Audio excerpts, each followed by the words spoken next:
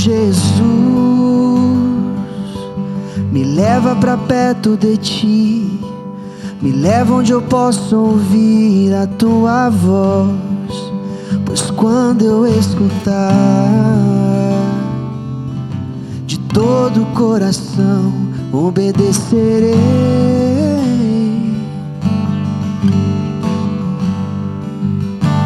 Cura meu coração, faz em mim tua vontade, pois só na tua vontade eu posso me completar.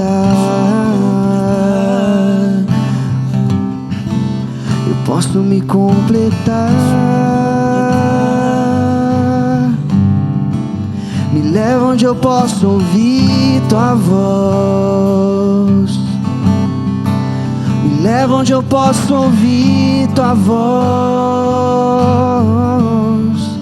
Me leva onde eu posso ouvir tua voz.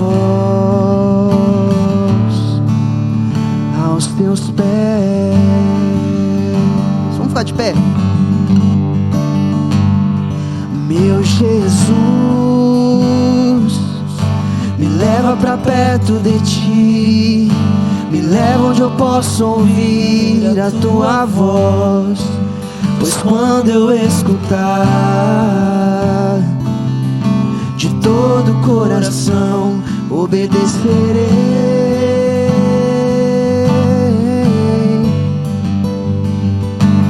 Cura meu coração, faz em mim tua vontade, pois só na tua vontade eu posso me completar.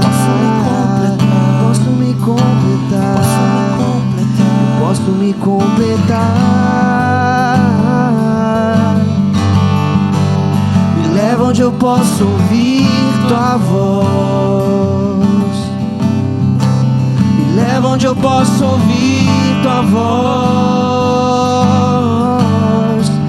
Me leva onde eu posso ouvir tua voz. Aos teus pés, oh, me leva onde eu posso ouvir tua voz. Me leva onde eu posso ouvir tua voz. Me leva onde eu posso ouvir tua voz. Aos teus pés. Vamos fazer essa oração de novo? Me leva onde eu posso ouvir tua voz. Me leva onde eu posso ouvir tua voz. Me leva onde eu posso ouvir tua voz. Aos teus pés.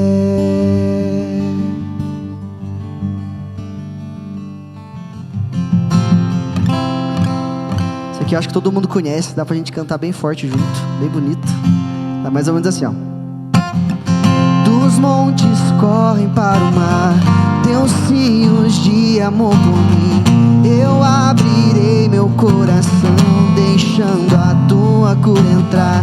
Me alegro por te pertencer, levantarei as minhas mãos. O teu amor me alcança e me faz louvar-te. Cantarei teu amor pra sempre. Cantarei teu amor pra sempre, Senhor. Cantarei teu amor pra sempre. Cantarei teu amor. Dos montes correm para o mar, teus rios de amor por mim. Eu abrirei meu coração, deixando a tua cura entrar. Me alegro por te pertencer, levantarei as minhas mãos. O teu amor me alcança e me faz louvar-te. Cantarei teu amor pra sempre. Cantarei teu amor pra sempre, Senhor. Cantarei teu amor pra sempre.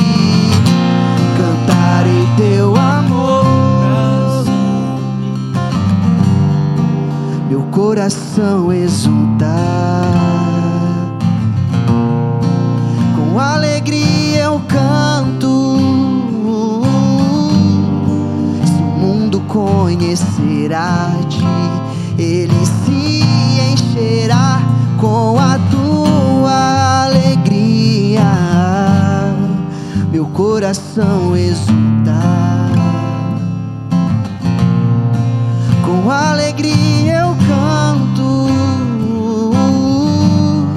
se o mundo conhecerá-te, ele se encherá com a tua alegria.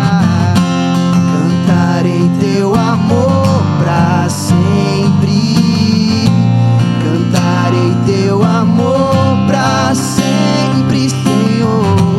Cantarei teu amor pra sempre, cantarei teu amor. Vamos terminar cantando bem forte? Assim, ó. Cantarei teu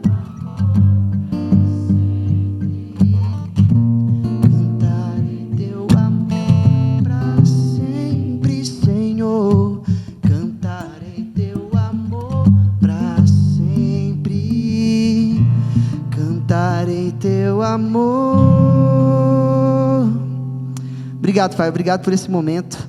Obrigado porque a gente pode ter essa manhã aqui para estar de encontro aqui com os nossos irmãos e ter um momento também de ouvir um pouco a palavra. E a gente pede nessa manhã que o Senhor possa estar falando com a gente, que o nosso coração possa estar sensível, e como que a gente cantou na primeira música, que a gente possa ouvir sua voz aqui hoje, que o Senhor possa falar conosco e que de alguma maneira a gente possa sair daqui diferente que a gente entrou, Pai. Obrigado por tudo, em nome de Jesus. Amém. Pode sentar, gente. Amém, amém. Bom dia, obrigado, Fabiano. Qual que é o Pedro, nome do seu amigo? nem apresentei o Pedro. Pedro. Bem-vindo, Pedro. Obrigado. Meu Pedro, melhorou bastante o louvor do primeiro, viu, com você, Pedro. Obrigado. Fabiana. Aqui tá o Marcos. Bom dia, Marcos. E aí, meu amigo, tudo bem? Conta aí pra gente essa história aí. Voltamos. Tudo bem, gente? Saudades de vocês. Bom dia, Simval. Bom dia. Desde os 19 anos eu tenho esse ombro frouxo, ombro que sai, um ombro que tem 6 milímetros de folga, e ele saía muito jogando basquete, jogando... E aí, piorou esse último ano. A gente encarou uma cirurgia, é tranquilo, difícil é dormir com isso, não é ficar acordado. Acordado é até bom, porque eu dou uma de João sem braço, a expressão é boa, né, para o momento. E aí eu não ajudo em nada, mas dormir com isso é complicado. Até o dia 22 eu estou com esse negócio, depois a gente... E dizem que o que dói mesmo nesse tipo de cirurgia é a fisioterapia. Então, na verdade, o pior ainda vai estar por vir. Né? Não é a música lá, o melhor está por vir, não, o pior ainda está por vir. Mas está tudo bem, graças a Deus. Vamos conhecer os nossos visitantes. A gente queria conhecer você que está nos visitando pela primeira vez. E a gente costuma sempre oferecer um bombom para você ter coragem de só dar um sinalzinho com a mão, porque nem isso você faria se não fosse um bombom.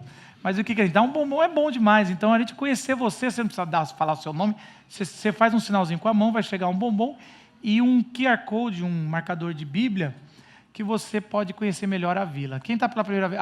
tá vendo? Um bombom já faz levantar antes de eu falar.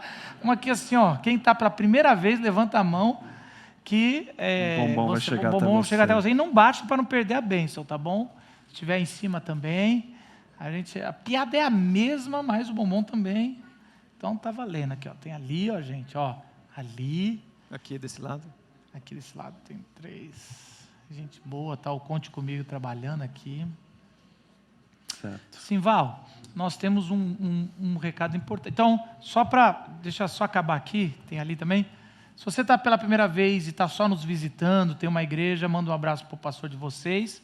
Se vocês estão procurando uma comunidade de fé, eu espero que vocês encontrem aqui um lugar que o Espírito Santo testifica no teu coração que esse é o lugar para você caminhar com a gente, porque a cada mês Deus tem acrescentado novas pessoas que estão caminhando com a vila. A gente está com uma média de 15 pessoas entrando na vila por mês, então você imagina o problema que a gente vai ter até o final do ano com o local e tudo mais. Mas a gente tem 2 cultos para quem está aqui e quem gosta de lugares, entrar num culto com menos pessoas. O culto das 9 é um culto que ainda está ganhando forma, assim, é o mesmo culto, a mesma bênção. Lá a gente tem prós e contras.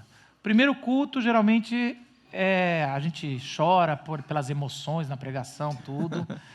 O segundo culto é melhor porque a gente já fez uma pregação e melhorou para agora, depois de meia hora, a gente já pensa assim, podia tirar isso. Então, assim, você que sabe, se você quer uma coisa mais praticada, mais treinada, é agora. E o primeiro não é gravado, então a gente fala alguma besteira... o primeiro não é transmitido. Fala... Então a gente pode falar mais do que a gente pensa e aqui a gente... mais presbiteriano. Sim, Val, vamos falar sobre aquela tragédia. Sim. Bom, gente, há cerca de um mês atrás, nós fizemos uma campanha aqui. A gente estava com aquela situação que a gente viu, né, em Recife, onde muitas famílias ficaram desabrigadas e muito sofrimento. A gente viu em todos quem assistiu, né, quem viu alguma informação na TV e pelas redes sociais, e, enfim, você chegou naquela dor, naquele sofrimento de muitas famílias, né? Gente que perdeu tudo, e a gente trabalhou com 2 organizações. Nós enviamos R$5.000 para a Transforma, né, para o Novo Jeito Transforma. Eles trabalharam principalmente numa campanha de colchões.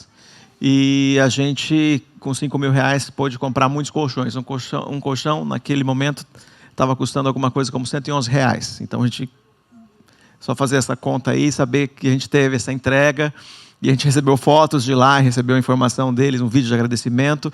E a gente também fez uma contribuição de R$5.000 para a Aliança Evangélica, que também estava trabalhando na mesma região, e eles estavam entregando o almoço, entregando kits de higiene, entregando... kits de higiene íntima para as mulheres, estavam fazendo as refeições e entregando cestas básicas. Então, eles estavam com muita gente, muitos voluntários trabalhando. Então, tem agradecimento também dessas 2 organizações para tudo que a gente pode fazer, graças à generosidade, né, o compromisso que a Vila tem com essa área. E foi impressionante que... Foi 2 semanas, em 4 dias. Nós fizemos... 4 dias, né? Em 4 dias nós levantamos R$8.000 recursos. a gente levantou de ofertas voluntárias de todos vocês. Então, realmente, é muito, muito gratificante saber que a nossa igreja está cumprindo o seu papel de sinalização social aonde o reino de Deus chegou. Isso. E já estabilizou. A gente falou no domingo e na sexta-feira a gente fez a transferência. Foi isso que aconteceu. A gente agora, na noite de ontem, né, de sexta para sábado, teve uma tragédia numa comunidade aqui na Zona Sul, né, num lugar onde a organização que eu sou diretor já teve projetos para aquela comunidade. Tem um mentor da aceleradora que tem um projeto para aquela comunidade que agora tem 300 casas a menos. 300 casas dessa comunidade queimaram ontem. Então, tem muitas necessidades lá e nós vamos nos direcionar, né? Ainda que a gente sempre, né, conversando com vocês, a gente tem frentes diferentes aqui. Pessoas que, eventualmente, aqui da nossa comunidade, que estão precisando de um apoio, precisando de um cuidado, a gente está para essas pessoas. Nós estamos atentos à nossa cidade, à nossa região, isso através da aceleradora e das pessoas que são pessoas que trabalham com impacto social aqui da comunidade da Vila. E a gente está atento também a essas tragédias que são de comoção nacional. A gente está olhando, mas a gente quer ser esse lugar que olha bem quem é que está fazendo isso. Então, são da nossa rede, aqui através da Glocal, a gente consegue saber quem são os nossos parceiros lá longe. Mas aqui perto está acontecendo isso. Então, aqui, são 10 quilômetros daqui. As imagens são assustadoras, né?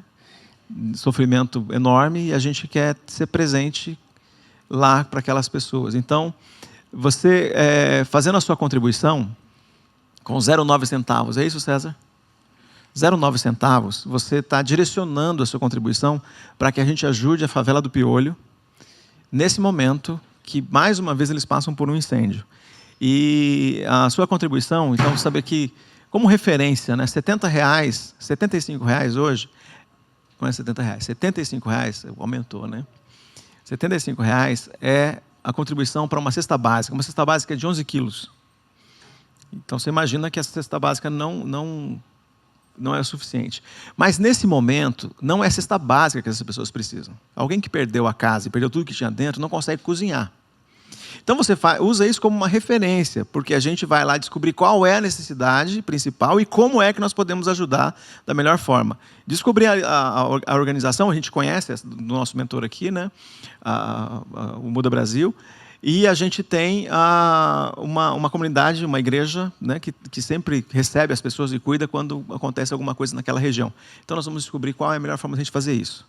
Às vezes é uma cozinha comunitária, que eles já construíram lá dentro da comunidade, a gente vai ajudar essa cozinha. Mas entregar a cesta básica nesse momento, a gente sabe que as pessoas não têm como cozinhar. Elas talvez vão guardar para o dia que eles puderem fazer isso.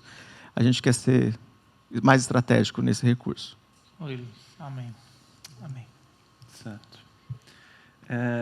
Falar sobre acampamento. Semana que vem, a gente, com os adolescentes aqui da igreja, nós vamos, domingo que vem, dia 17, vamos passar uma semana nos Jovens da Verdade. Então, se você é adolescente ou conhece algum adolescente, tem um pessoal daqui que vai. Eu vou estar lá, o pessoal também, o Steve, o pessoal aqui da frente, já está confirmado quase, Gabriel, Bianca. Então, para confirmar, o Gabriel precisa passar tem uma prova que ele tem, né, Gabriel? Não pode ficar de DP. Isso aí. Ó, Jovens da Verdade, eu sou suspeito, porque foi meu pai que, junto com outros amigos, fundou em 68 essa missão. Eu cresci numa temporada, e eu afirmo para vocês que uma semana de temporada, tendo amizades, mas ouvindo de Deus, é equivalente a 6 meses de escola dominical. Eu lembro que a gente falava muito isso, e é verdade, é muito intenso. E foi num acampamento desse, numa temporada desse que eu me converti, foi numa temporada dessa que eu tive meu chamado. É um lugar de experiência com Deus, além de novas amizades, além de curar depressão, cura vício de videogame, cura muita coisa essa semana, porque você não vai ter lá. Então, assim, cura bronquite, porque fica com a natureza.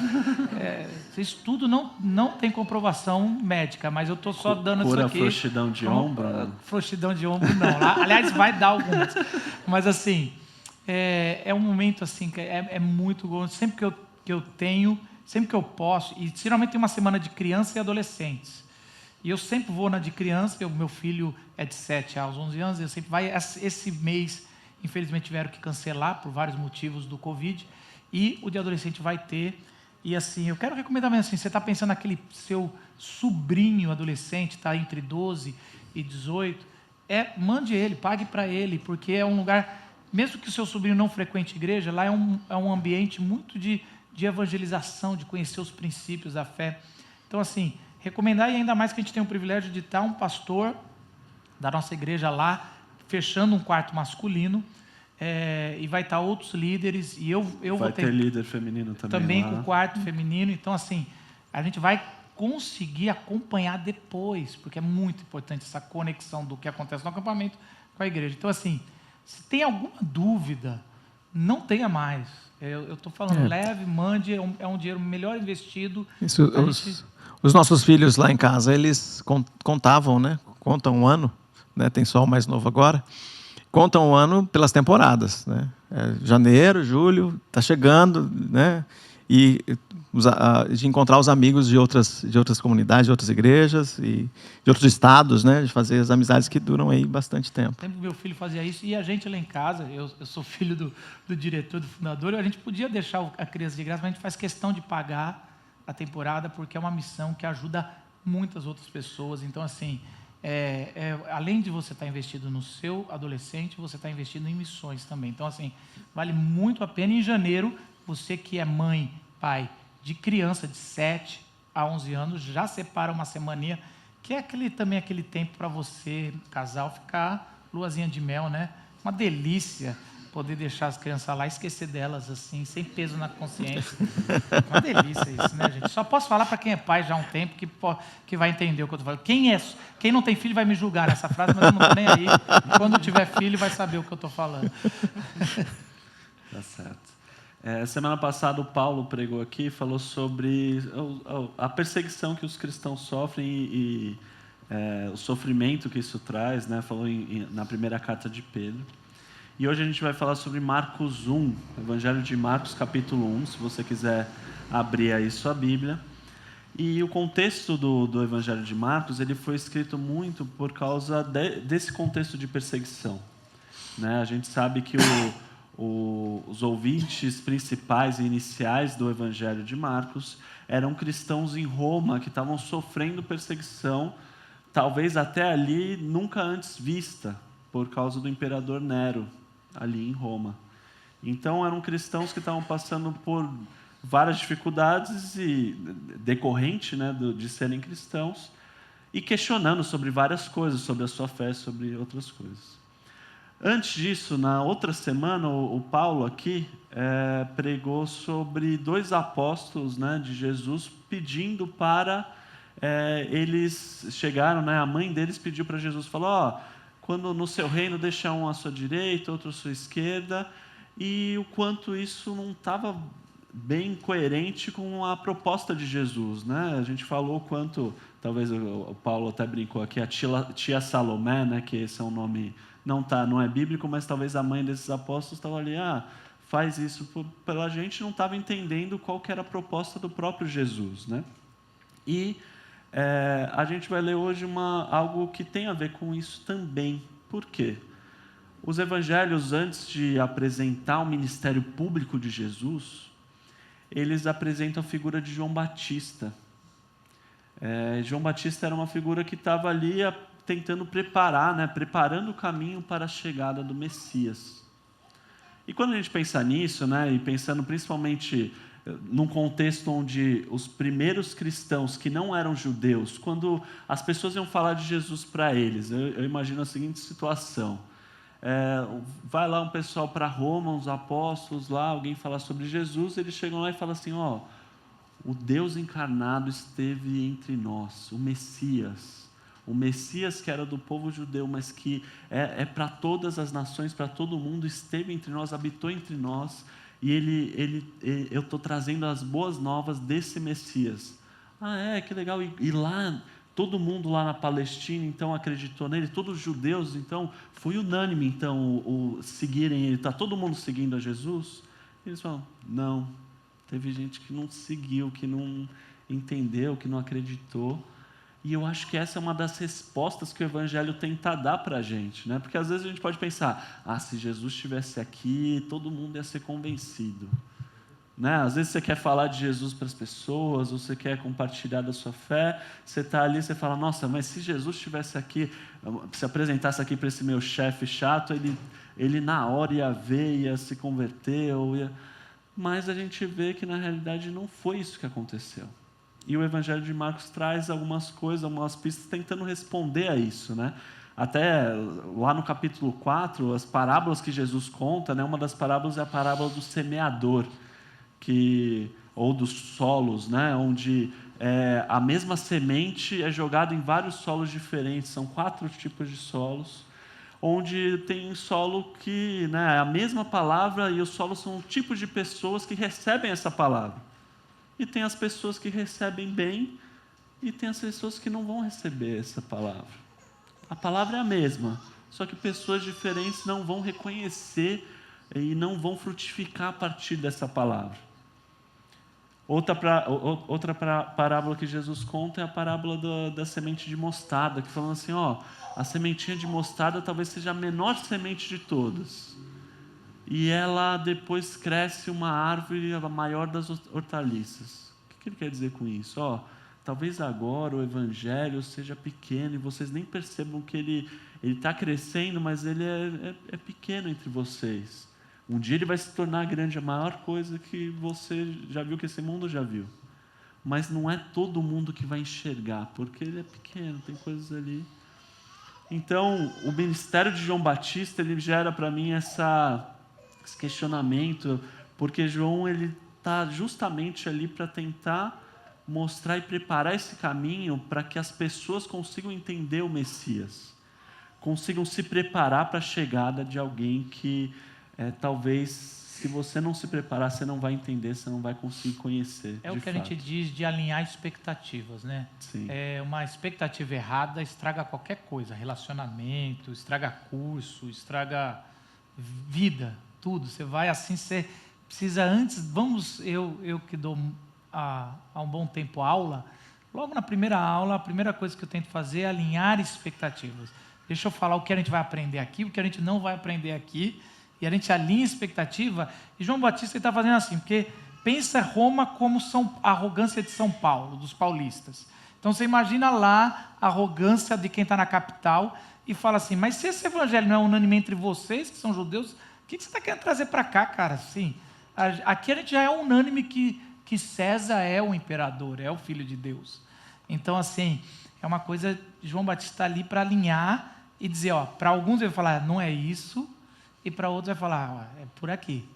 E o evangelho, começando com essa questão de João Batista, né, lida e faz uma questão até para a gente, assim, eu fico pensando, né, já dando um spoiler de onde a gente vai caminhar hoje. Talvez exista, né, assim como vários judeus ali na época, tinha uma expectativa militar, muitas vezes, do Messias, tinha outras expectativas que Jesus não veio cumprir. Talvez a gente aqui hoje, a gente viva nessa mesma condição, esperando um Jesus que não é esse o papel dele, não é isso que ele queria fazer. E hoje a gente tem a oportunidade aí de não só, né, quebrar as expectativas, alinhar, mas alinhar o nosso coração com essa mensagem. Até talvez um dos versículos principais do Evangelho de Marcos, que eu só vou ler aqui para a gente, que está lá no capítulo 10, que é: nem mesmo o Filho do Homem veio para ser servido, mas para servir e dar sua vida em resgate por muitos. Falam que esse versículo dentro do Evangelho é central porque justamente ele tenta mostrar essa expectativa do que Jesus veio fazer e mostrar que Jesus, mesmo sendo Deus, não veio para ser servido, mas para servir. E é isso que ele espera dos discípulos dele. Antes da gente ler um texto, queria orar para a gente ler juntos. Querido Deus, nosso Pai, nos conduza, Senhor, no caminho que vem de Ti. Prepare o nosso coração para a Sua chegada, Deus, e nos ajude aqui hoje a ouvir a Sua palavra e ilumine ela para nós. Em nome de Jesus, amém. Amém. Nós vamos ler Marcos capítulo 1, na NVI, né, Simval? NVI. Do versículo 1 a 8. Você lê para a gente, por favor? Princípio do Evangelho de Jesus como o Filho de Deus. Conforme está escrito no profeta Isaías: enviarei à tua frente o meu mensageiro, ele preparará o caminho. Voz do que clama no deserto: preparem o caminho para o Senhor, façam veredas retas para ele. Assim surgiu João, batizando no deserto e pregando um batismo de arrependimento para perdão dos pecados. A ele vinha toda a região da Judéia e todo o povo de Jerusalém, confessando os seus pecados, eram batizados por ele no Rio Jordão. João vestia roupas feitas de pelos de camelo, usava um cinto de couro e comia gafanhotos e mel silvestre. E esta era a sua mensagem: depois de mim vem alguém mais poderoso do que eu, tanto que não sou digno nem de curvar-me e desamarrar as correias das suas sandálias. Eu os batizo com água, mas ele os batizará com o Espírito Santo. Amém. Então, a gente vê uma situação como se fosse um rei. O rei está chegando, o rei está vindo. Onde o rei vai, pensa, né, na história, num rei da Idade Média, um rei da Idade Antiga, assim, ele não vai e simplesmente chega. Ele envia antes mensageiros. Por quê? Porque se o rei chega num lugar e ele não é recebido como um rei, isso é um problema para o próprio rei ali. Ele ia ter que lidar com o problema das pessoas não estarem recebendo ele como ele deve ser recebido. Seja de forma amistosa ou mesmo numa guerra, os reis enviavam mensageiros falando: o rei está vindo aí. E aquela pessoa que recebia essa mensagem deveria se preparar para aquele rei, para aquela chegada, né? E a gente vê que Deus age da mesma forma. Ele prepara o terreno para a sua chegada, né? Quando, no Evangelho de João, quando Jesus está falando com os judeus, ele chega para eles e fala assim: a verdade, vocês vão conhecer a verdade e a verdade vai libertar vocês, né? Uma frase bem famosa, usada hoje por aí. Conhecereis a verdade vos libertará. E os judeus na hora respondem, como assim libertar? Nós somos filhos de Abraão, nunca fomos escravos. Não somos, quase assim, não somos pecadores também. E a ideia que Jesus tenta lidar com eles e falar, falando assim, vocês estão achando que a libertação de vocês vem, talvez de uma forma política, mas a libertação que antes precisa ser feita, acima de todas elas, é uma libertação do pecado, uma libertação espiritual, né? E quando João Batista chega e vai pregar esse evangelho, antes da vinda de Jesus, a gente vê também no evangelho de Lucas, que ele lida com esse mesmo problema. Ele fala assim, vocês falam que vocês são filhos de Abraão, mas dessa pedra Deus pode fazer surgirem filhos de Abraão, né? Ele está lidando com essa expectativa que os Messias tinham também, que os judeus tinham em relação ao Messias, só como uma libertação de Roma, né? Os judeus estavam sendo colonizados ali pelo Império Romano e entendiam que o Messias, quando viesse, iria libertá-los desse império. Era um Messias militar, né? E João Batista vem ali preparando essa mensagem de outra forma, né, Marcos? É tão impressionante isso quando você vai estudar o Evangelho de Marcos e não é porque tem o mesmo nome que eu, ou eu tenho o mesmo nome que ele, que eu gosto, eu tenho 2 evangelhos aqui mais favoritos. Isso não é pecado, gostar mais, eu acho que todos são inspirados. Mas o Evangelho de Marcos, ele tem esse começo que logo no primeiro capítulo Jesus já está sendo expulso. Não tem enrolação de anjo, aprisco. Eu já gosto que já começa com... Eu sou da década de 80 e os filmes da década de 80, a primeira cena já te deixava sem fôlego. Eu estava lembrando de Duro de Matar. Duro de Matar, quem os mais velhos vão saber, era um filme assim que, primeira cena, já explodia algum prédio. Ou ele pulava amarrado com alguém de algum prédio para cair no colchão. E era algo assim que é isso que é o Evangelho de Marcos. Você começa a ler achando que vai ter comecinho, nascimento de uma virgem, tudo, mas não, já começa com uma pancada muito forte. E logo depois que ele apresenta o mensageiro, que Isaías já tinha previsto, quando ele falava assim, quão formoso é os pés de que quem leva o evangelho, quem leva que o rei está chegando, ele faz 2 milagres. O primeiro milagre é ele expulsa um endemoniado na sinagoga, que isso já revela, eu não vim ser esse rei que vocês estão esperando, que nem o Zé falou, mas eu tô dizendo que vocês, judeus, têm endemoniados dentro das suas reuniões espirituais. E vocês nem estão percebendo. E a segunda cura, que a gente faz muita piada, mas não percebe, é a cura da sogra de Pedro. Que ali, ela é muito simbólica, porque depois disso o narrador, o Marcos, só vai falar, Jesus fazia muita cura. Mas ali ele está mostrando que ele resolve o problema de quem não é judeu também. Por exemplo, porque pode ser... Eu não preciso de cura, não preciso de nada. E ali ele está resolvendo o problema da morte. A doença, a morte, todos nós temos que resolver. Então, tanto do lado religioso, Jesus, a abertura de Marcos, ele vai trazer, Jesus veio trazer poder, ele tem autoridade, quanto para a doença de todo ser humano, que é a morte, ele veio. E aí Jesus fica falando assim, não conta para ninguém. Eu te curei, mas fica quieto. Ele faz uma antipublicidade dele, que vai dar origem, no Evangelho de Marcos, ao que os teólogos falam que é o segredo de Marcos. Que tem mais nesse Evangelho. Por que Jesus manda guardar segredo? E ele fica assim, para o demônio, fica quieto, não fala que eu sou filho do... Porque só quem reconhece no começo são os demônios. Ele fala, não conta para ninguém. Gente, depois fica falando para a gente falar do Evangelho para todas as nações. Decidas. Né? É interessante que por causa da nossa ignorância, o ponto de virada no meio do Evangelho de Marcos é quando Jesus pergunta, quem vocês dizem que eu sou? Quem estão dizendo que eu sou? Dizem que você é da escola de Elias, dizem que você é da escola de tal. E aí Jesus vira para Pedro e fala, e vocês, discípulos, o que vocês dizem que eu sou? Tu és o Cristo, o Filho de Deus. Ali, vira o jogo e o segredo acaba. Então, o que acontece? Jesus pedia para guardar o segredo, porque toda a expectativa do rei, ali no primeiro século da era cristã, era errada. Eles queriam um governante que vinha com muito poder, que iria destruir.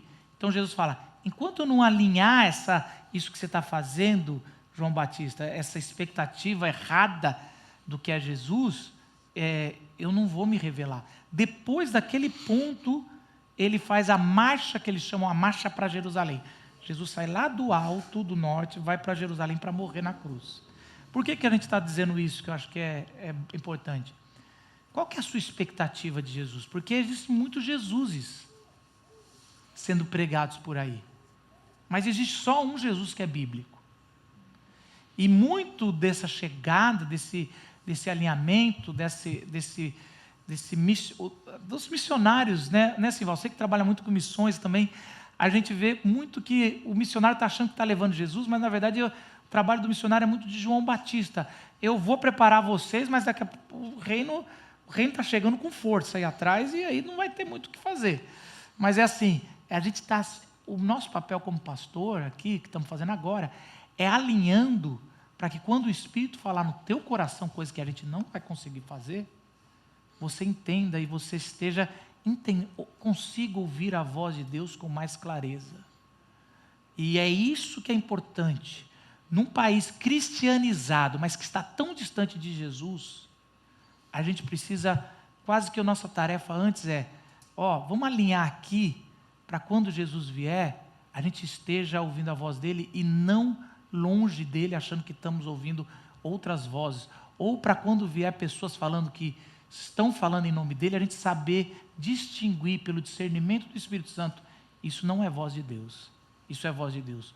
Hoje a igreja brasileira, que cresceu tanto, os evangélicos, estamos com marcha, e a nossa marcha é tão política no sentido de vamos ser a maioria, ela tem muita largura e 2 centímetros de profundidade enraizados, porque a gente não sabe distinguir o que mais é a voz de Deus. Qualquer pessoa que tenha um tipo de mensagem parecida, a gente já está se curvando.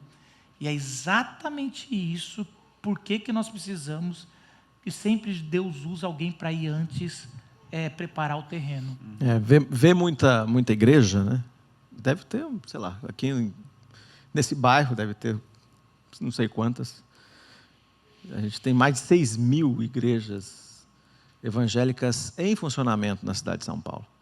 Então, ter muita igreja não quer dizer que tem muita solução.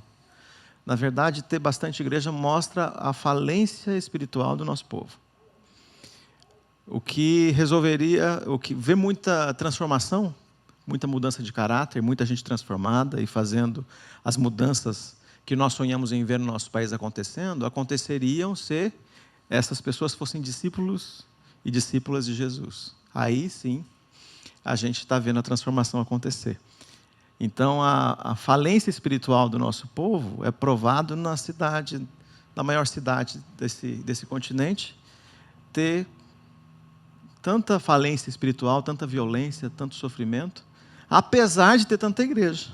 Só prova que a gente está numa falência espiritual e também com expectativas e com pensamentos e com crises e com angústias, como aquele povo estava, né? Na ansiedade de ver um lugar aplainado, né? De ver um caminho que dê para a gente andar. Um caminho que veja que por ali as coisas acontecem e funcionam. Sim. E na questão, né, na aplicação, a gente pensando, isso é a questão macro, né, da gente pensando na cidade de São Paulo, pensando na quantidade de igreja, no povo, mas eu acho que também na questão individual de cada um, eu sinto que isso também acontece, né, nesse primeiro ponto, assim, de Deus preparar a sua chegada. Tem um livro, um dos mais famosos do cristianismo, né, que é a Confissões de Santo Agostinho.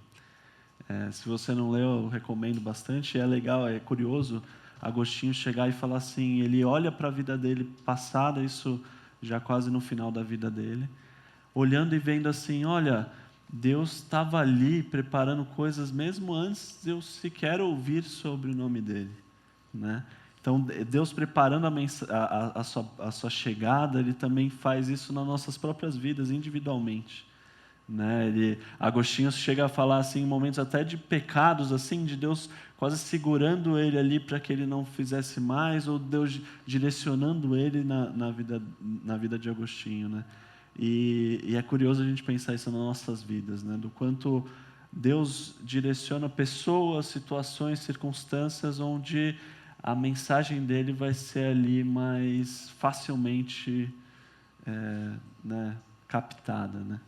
Então, isso também é curioso sobre a situação da nossa própria vida e pensar e questionar assim, né, se isso não aconteceu, se eu anseio por isso, o que precisa ser preparado no meu coração para que isso aconteça, para que Deus chegue, para que esse alinhamento de expectativa realmente possa acontecer, esse alinhamento do coração, né?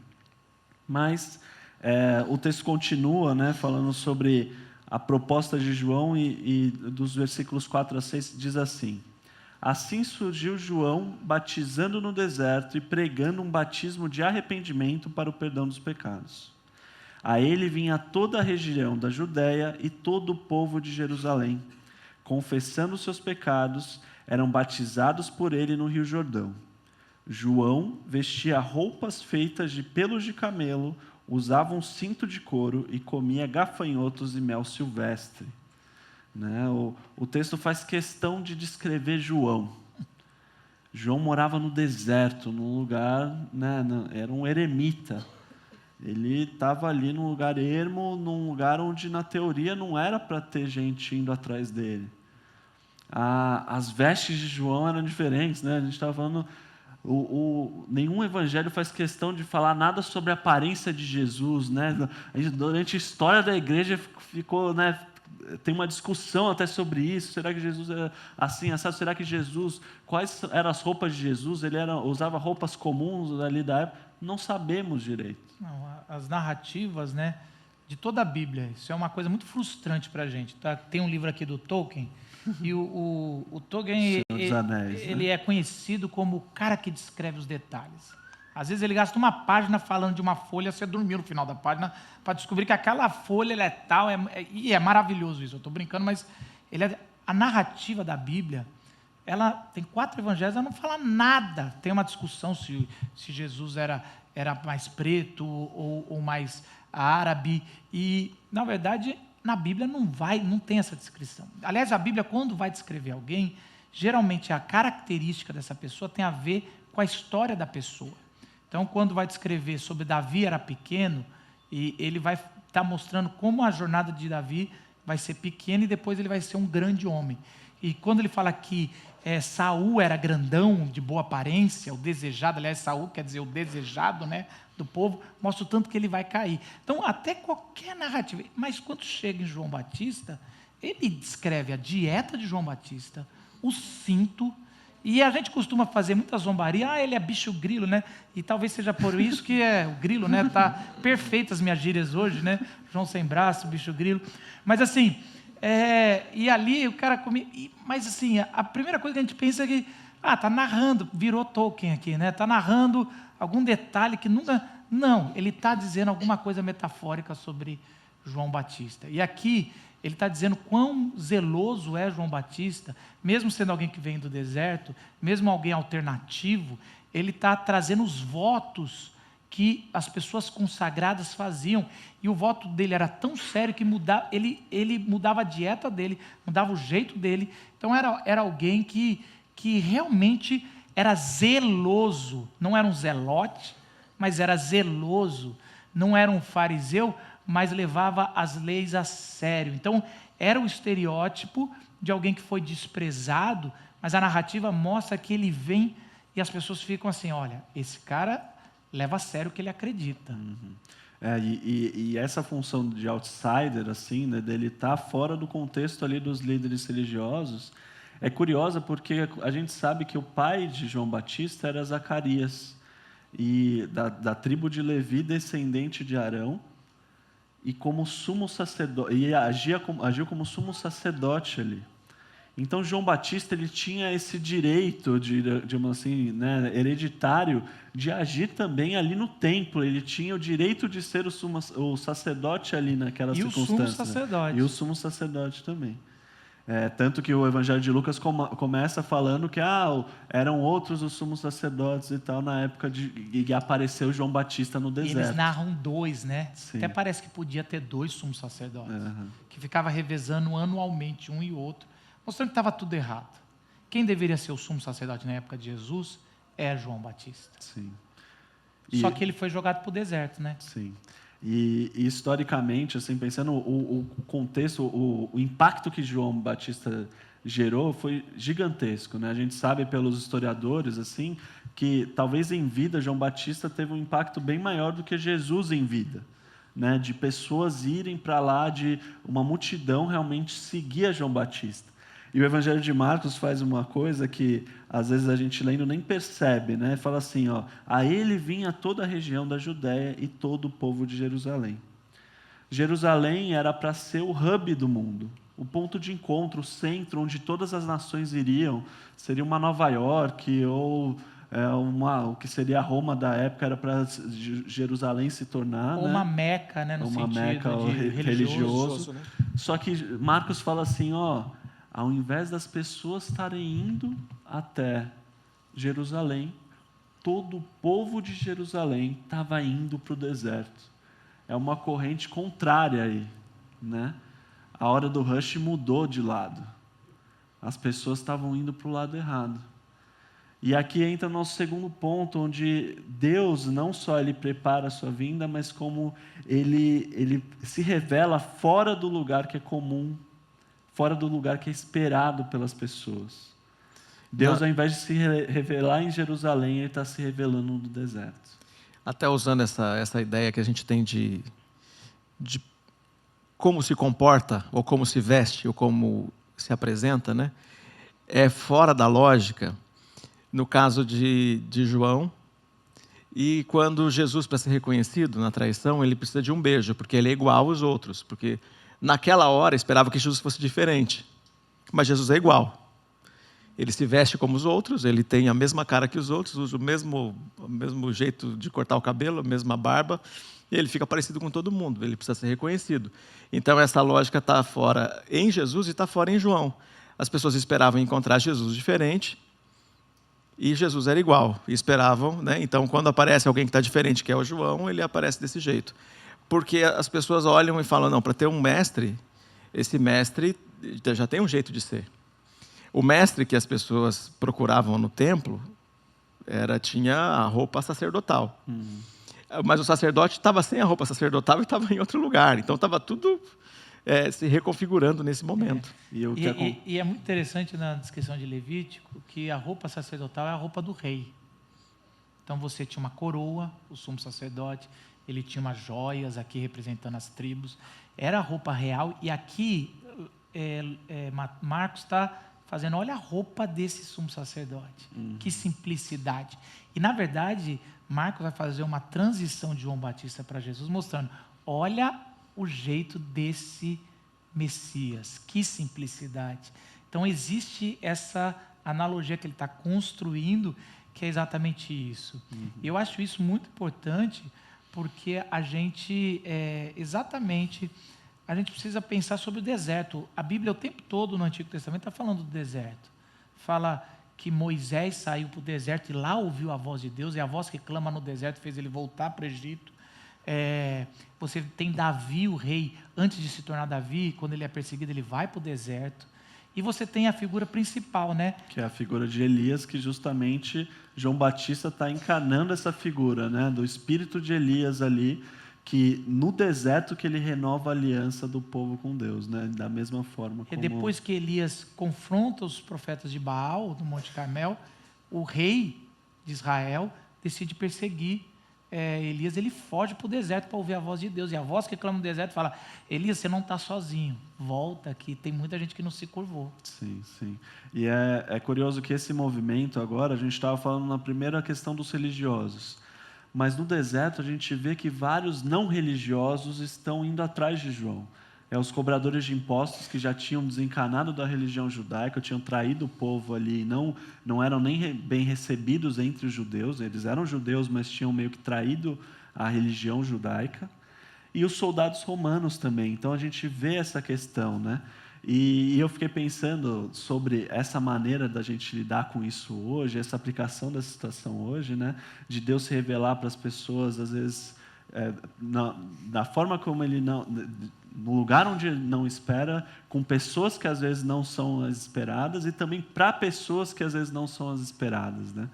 A gente lida no mundo hoje, às vezes, quando a gente fala sobre salvação, sobre a pessoa é perdida, eu lembro de uma música do Metallica, o Edu vai gostar, que o cantor ele fala assim, como que eu posso estar perdido se eu não tenho para onde ir? Né? A gente lida na nossa cultura com pessoas que vão falar, salvação do quê? Não preciso de salvação, eu não tenho do que eu ser salvo.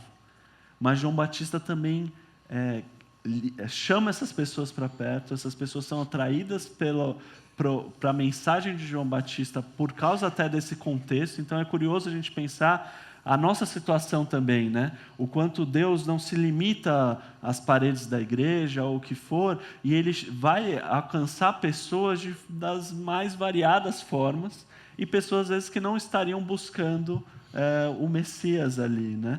E a maneira como João Batista lida com isso, falando sobre arrependimento, sobre situações ali, tanto da maneira como ele se veste, como ele lida, que atrai as pessoas fora do contexto religioso da época, como o que ele fala também atrai essas pessoas. Então, acho isso muito curioso da gente pensar e refletir, tanto da gente questionar os religiosos, né, daquilo que João Batista faz, mas também ir atrás das pessoas que às vezes nem estariam interessadas no Evangelho, né? Então isso é curioso de João Batista também. O importante desse ponto, Zé, é a gente saber que Deus vai falar com a gente e muitas vezes Ele vai falar de maneiras que nós não estamos esperando. É o seu pai que você sempre despreza e ele sempre repete, e ali Deus às vezes vai usar. É a pessoa que você... é o lugar onde você não está esperando. Porque a gente sempre tem os desertos, e a gente tem que entender que esse é um padrão que Deus faz. Quando os grandes centros não aceitam mais o Evangelho, ou mudam o Evangelho, deturpam o Evangelho, ou domesticam o Evangelho, ele migra para o deserto. E o deserto, ele é o lugar da periferia, é o lugar onde o capital não chegou, ele é o lugar onde o governo, e com a sua estrutura, a educação não chegou, aonde a saúde não chegou. É importante a gente ter essa dimensão.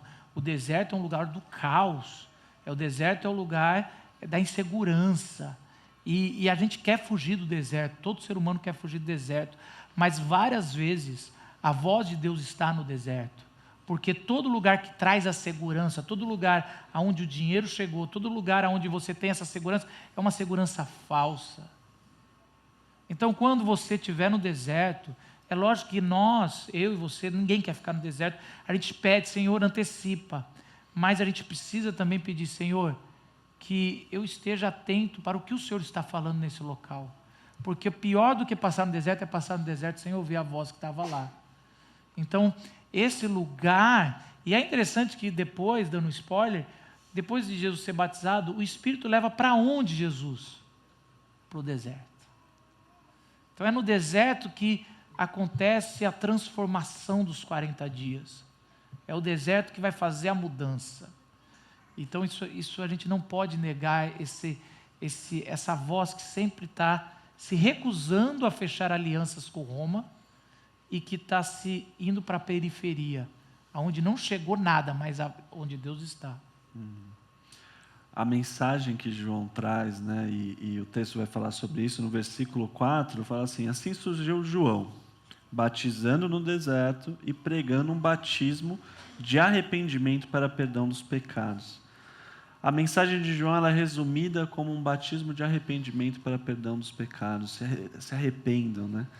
E arrependimento é o tipo de palavra hoje que, pelo uso que a gente traz, ela, querendo ou não, perdeu um pouco o sentido do que eu acredito que o próprio Evangelho tenta passar, né? A gente fala, nossa, eu me arrependi disso, eu arrependi eu devia ter pedido aquela carne ao invés do frango, porque eu estou arrependido, eu acho que estava melhor. É um sentimento ruim, eu não devia ter falado aquilo, é um sentimento ruim, estou arrependido. E a palavra no grego, né, às vezes a gente usa isso para dar uma amplitude maior, é metanoia. Arrependimento é metanoia. E essa palavra, ela traz ela engloba coisas, né, que estão muito além desse sentimento ruim, né?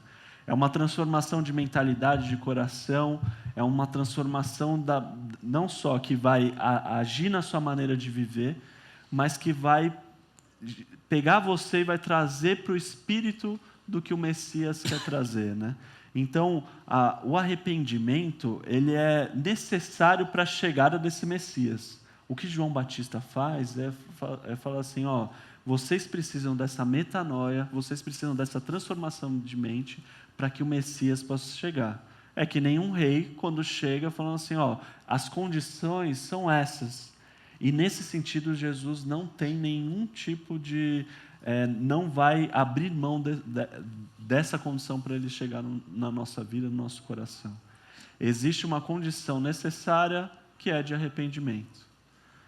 E o mais curioso disso, e o quanto vincula com a mensagem de 2 semanas atrás, que eu falei que os 2 apóstolos estavam ainda pedindo para serem, né, um está de um lado, outro do outro, é que essa metanoia, ela é necessária para que Jesus possa vir, mas que depois que Jesus vem, depois que o nosso relacionamento com Ele continua e começa, a nossa transformação, ela continua, né? E isso que é maior em relação ao que a gente muitas vezes fala sobre arrependimento, né? Mas às vezes a gente fala, arrepender-se é você simplesmente virar 180 graus, mudar de direção. Então parece que é algo que o arrependimento ficou lá atrás. Uma vez que muda de direção, acabou. Não precisa mais na direção mudar. certa. Só que a metanoia é algo que na vida do discípulo ela é constante, ela permanece. A transformação da nossa mente, do nosso coração, ela continua mesmo quando a gente segue a Jesus. Olha como dá um outro sentido o versículo 4. Assim surgiu João, batizando no deserto e pregando um batismo de transformação para o perdão dos pecados. Aí, quando você ouve dessa forma, você entende que o batismo é de transformação. Por isso que o arrependimento é constante. Hoje você se arrependeu de ser quem você é? É quase isso. Tem que haver uma transformação. Porque o apóstolo Paulo vai falar em Romanos 12 que nós devemos transformar a nossa mente ou nos arrepender da nossa mente para experimentarmos a boa e perfeita vontade de Deus. Então, e a mesma palavra, metanoia, essa metamorfose, aproveitando a palavra, a gente precisa estar sendo feito constantemente. E aqui cabe muito a gente lembrar esses primeiros ouvintes do Evangelho. Pensa numa situação onde você está seguindo a Jesus, né, e a perseguição é tão grande, pessoas estão morrendo, pessoas que você está se reunindo antes, né, elas estão sofrendo muito, né? O contexto lá de perseguição era um contexto absurdo, né, Simão? As duas mensagens da semana passada, o mesmo público estava recebendo o texto de Marcos estava sendo entregue para as pessoas que estavam saindo de Roma pela perseguição de Nero. E os que não saíam por algum motivo, decidiam ficar ou eram servos, muitos deles eram humilhados e tratados, né, como um escravo é tratado, mas parte ia para o Coliseu, né, ele acabava sendo comido por feras e vários tipos de tortura. Mas essa separação, então, separou as famílias. Quem estava recebendo o texto de Marcos e a primeira carta de Pedro, que foi lida semana passada, era gente que estava com a família separada. Eventualmente eram adolescentes, porque o pai foi para o Coliseu e a mãe era serva de uma família aristocrata. Os filhos eram órfãos agora. Tinham que sair da cidade a custo de ficar e perder a vida. Então, era gente que estava com um sofrimento inesperado, que chegou, e o primeiro texto que eles estavam lendo é isso aqui. Então, ele tinha uma expectativa, e quando ele começa falando do deserto, ele está falando com o pessoal. A gente sabe o que é isso aí. Se não o deserto físico, mas o existencial, a gente sabe. Quando o texto de Marcos fala que Jesus no deserto estava entre as feras, fala que vários teólogos falam justamente esse vínculo das feras do Coliseu que os cristãos estavam, que a gente sabe. Isso. falando, ó, Jesus também esteve nessa situação. Então, colocando esse lugar que nós podemos, nós aqui, né, no nosso país, podemos não conhecer o deserto físico, por não ter estado lá. Tudo propõe para a gente de um jeito que a gente consiga saber como é sem ter ido. Mas alguns de vocês eventualmente conheceram, mas o deserto existencial, esse sim nós conhecemos.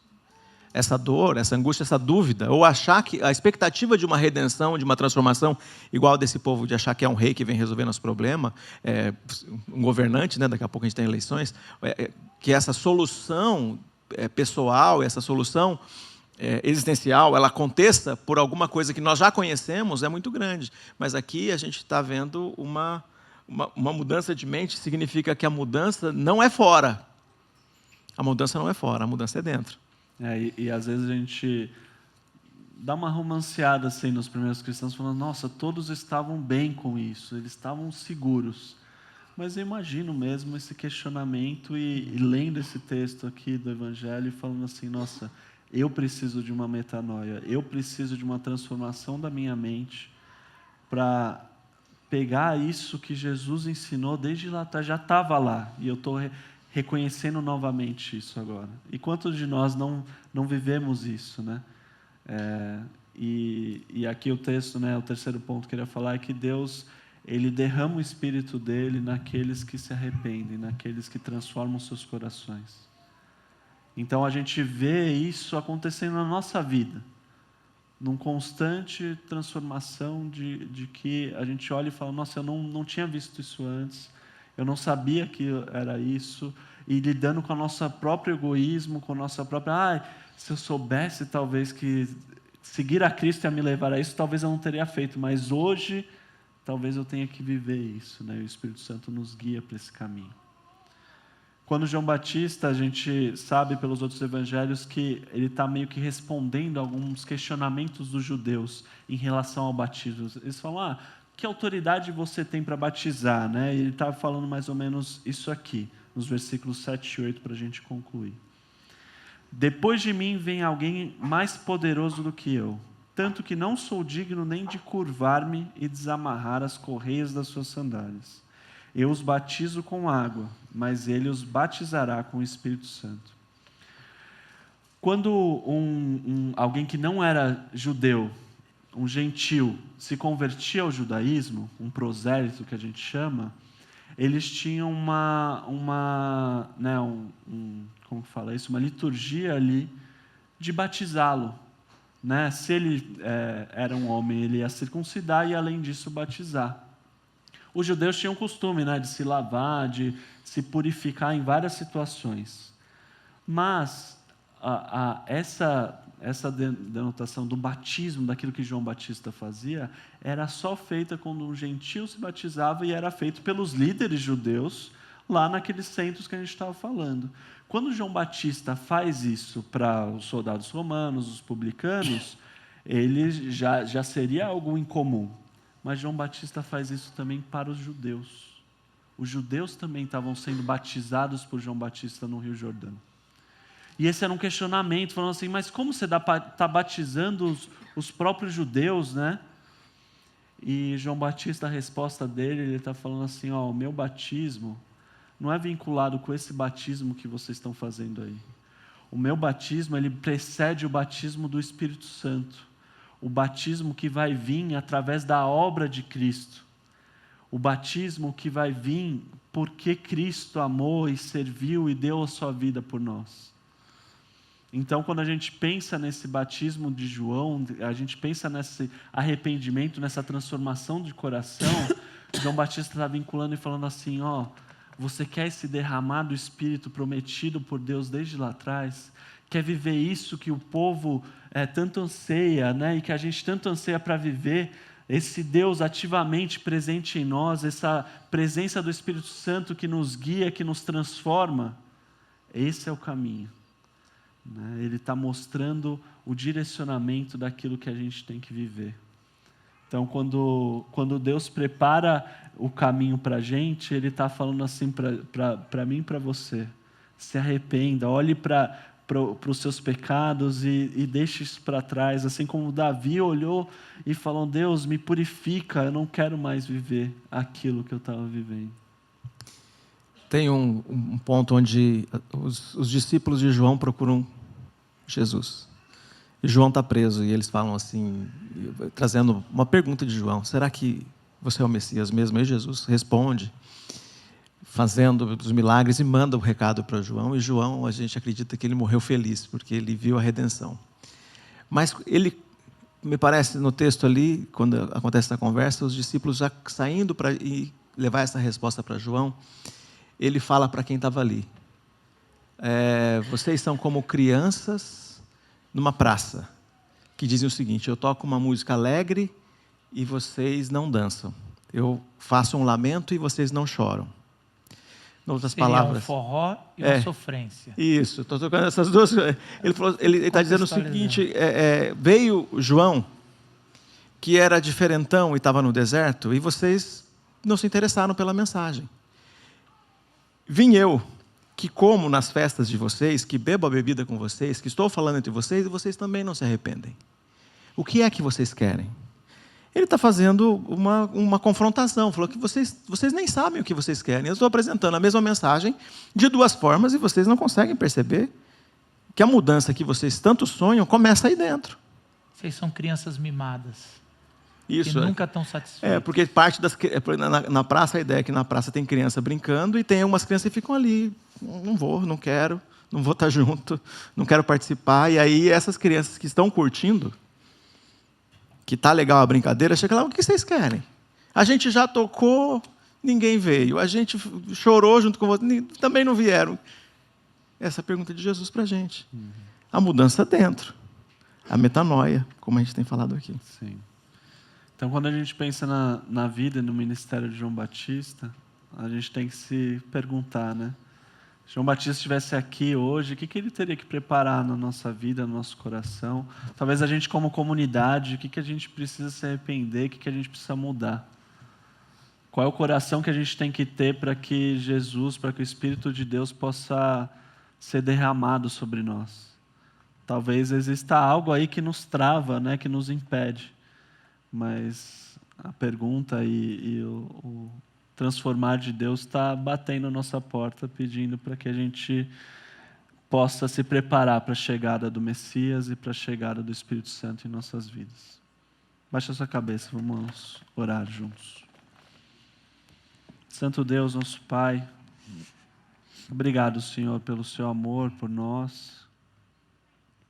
Nos conduza num caminho de arrependimento, Senhor. Transforme a nossa mente, o nosso coração, para que a gente possa entender como que é receber ao Senhor. Na nossa vida pessoal, Pai, que isso seja transformado, Deus. Que a gente aqui como comunidade, a gente possa viver sendo derramado por esse Espírito, Deus, que nos guia a uma vida de constante transformação, Pai. Transformação para viver esse coração que é o do próprio Jesus, que não veio para ser servido, mas para servir e dar a vida por muitos. Conduz a gente nesse caminho, esse caminho que passa pelo deserto, que passa por sofrimentos, por perseguições, mas que no final a gente saiba e tenha a garantia, Deus, de chegar no Senhor, em adoração e comunhão com o Senhor, em relacionamento íntimo e satisfazendo todo esse nosso coração que tenta nos enganar muitas vezes, achando que a gente não precisa de arrependimento, Deus. Mas que a gente não ouça esse coração, mas ouça a Ti, Senhor. Entregando nossas vidas em Tuas mãos e sendo conduzido pelo Seu amor. É assim que a gente te pede, em nome de Jesus. Amém, Senhor. Eu olho para a cruz e para a cruz eu vou do seu sofrer participar, da sua obra eu vou cantar. O meu Salvador na cruz mostrou o amor do Pai, o justo Deus.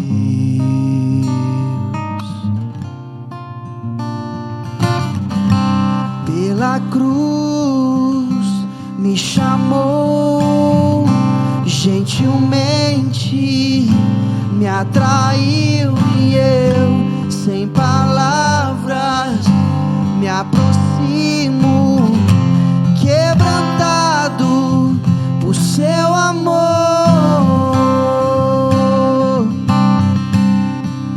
Merecida a vida, de graça recebi,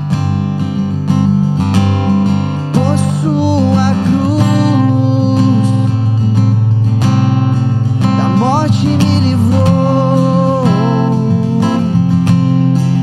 trouxe minha vida, e eu estava condenado, mas agora pela cruz eu fui reconciliado.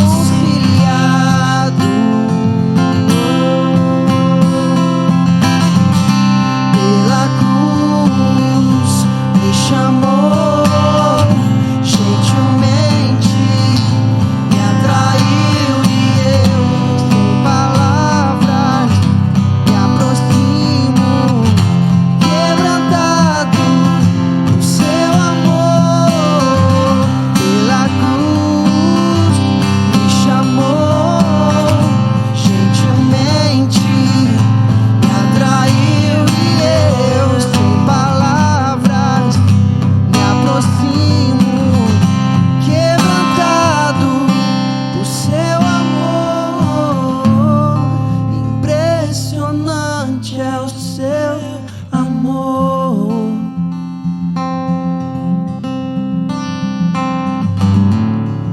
Me redimiu e me mostrou o quanto és fiel. Impressionante é o seu amor.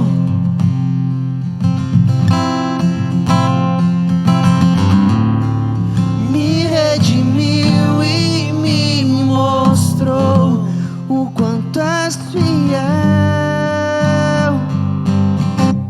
Pela cruz me chamou, gentilmente me atraiu, e eu, sem palavras, me aproximo, quebrantado por seu amor. Vamos ficar de pé pra gente estar cantando mais uma?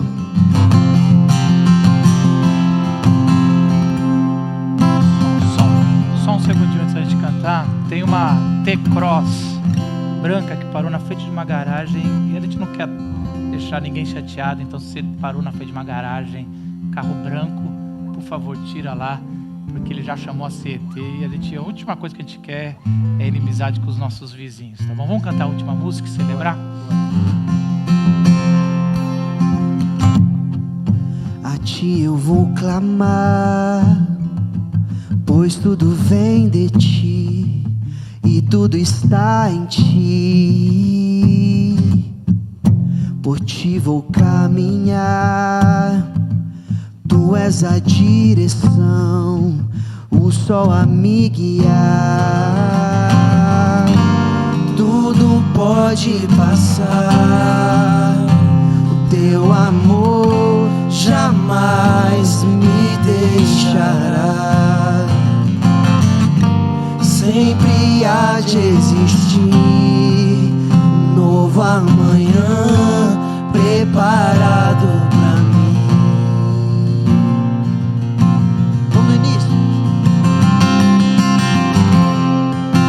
A ti eu vou clamar, pois tudo vem de ti e tudo está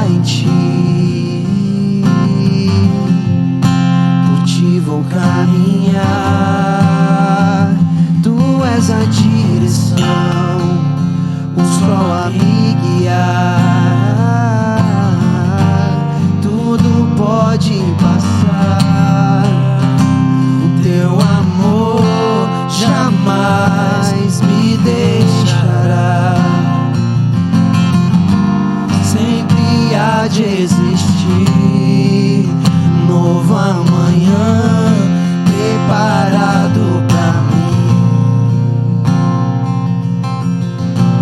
preparado pra mim.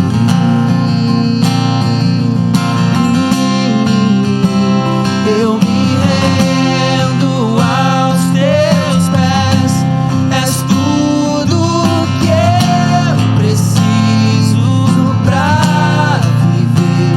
Eu me lanço aos teus braços, onde encontro o meu refúgio.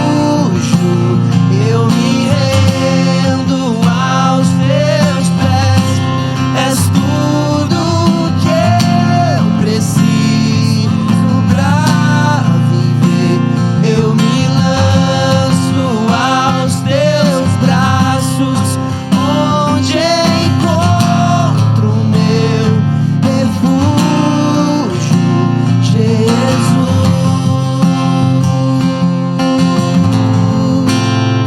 Eis-me aqui,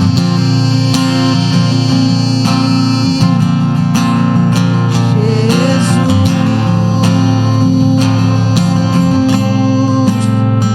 Eis-me aqui. Vamos terminar espírito de oração cantando o refrão mais uma vez? Eu me rendo aos teus pés, és tudo que eu preciso pra viver. Eu me lanço aos teus braços, onde encontro o meu refúgio. João Batista, um pouquinho mais para frente, no Evangelho de João, capítulo 3, os discípulos dele falam assim: mestre, as pessoas estão parando de te seguir. Depois que conheceram Jesus, elas estão começando a virar discípulo dele e todo o nosso ministério vai acabar. E João Batista, ele fala uma frase que eu acho que é uma frase que deve ser para todos nós. João Batista vira para os seus discípulos e fala: o que importa é que ele cresça, e que desde que eu conheci ele, o meu nome diminua. Existe uma música dos Arrais que fala: quando eu sair daqui, que importa que o nome de Jesus cresça e que o meu nome se apague no nome dele. Que essa semana o nome de Jesus brilhe aonde você pisar, e que cada vez o seu nome se desfaça no nome dele. Que a graça do nosso Senhor e o único nome digno, Jesus Cristo, o amor de Deus Pai, que vem desde o Antigo Testamento, a Antiga Aliança, a Nova Aliança e vem até hoje, e o Espírito Santo que nos batiza de forma definitiva para o novo reino, esteja sobre a sua vida, sobre toda a igreja hoje e sempre. Amém. Que nós possamos viver isso. Um bom domingo a todos e uma boa semana. Nos vemos nos pequenos grupos.